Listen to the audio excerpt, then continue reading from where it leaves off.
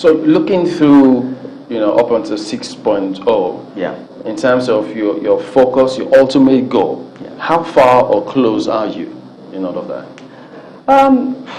I think we have done quite well, but we have a team of young people and women that really are overachievers, as you can see from the people you interviewed.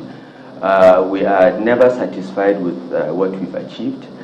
Many people say we've done very well in many areas. We've quadrupled our internally generated revenue. We've attracted nearly $3 billion in investments.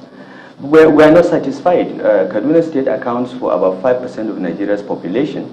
We should account for 5% of the GDP, but we only account for about 2.5%. So we want to double our GDP. We want to double our portfolio of investments. We want to double the jobs that we're able to create. We are very ambitious, and we are never satisfied. We get positive feedback from our investors, from people of Kaduna, that we are trying, but we think we are far away from our goal. For you, we have to keep on.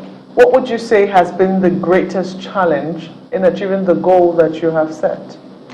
The greatest challenge we have faced is initially cynicism, because people don't trust government anymore. So as politicians, when we said we are going to make Kaduna great again, we are going to create jobs, we are going to bring industry back to Kaduna, we are going to develop our agricultural capacity and move into agro-industry, people say, yeah, we've had this before. After all, PDP lied to us for 16 years. These guys called APC are not any different.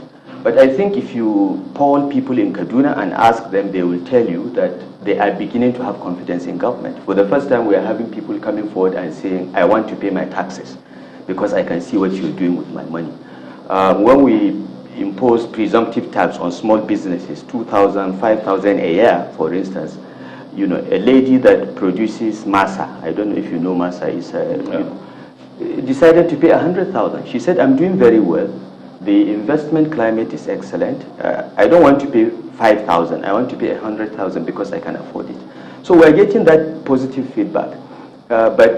So that was the first challenge. This was 2015, 20. Cynicism. People just think all politicians, governments just promise and forget their promises and take care of themselves. But I think we are beginning to change that in Kaduna. The second challenge we've had, which emerged from 2017, is the insecurity, the rural banditry, which has expanded and in many ways giving investors something to be scared about.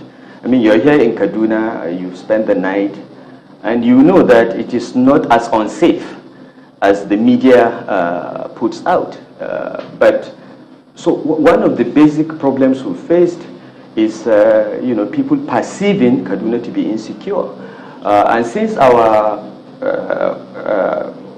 competitive advantage is in agriculture, it means that most of the activities have to be in rural and semi-urban areas, which are considered unsafe. So we've had to take extraordinary measures to protect our investors from insecurity, and invest a lot of money that could have gone into other development in supporting federal security agencies to curb this insecurity.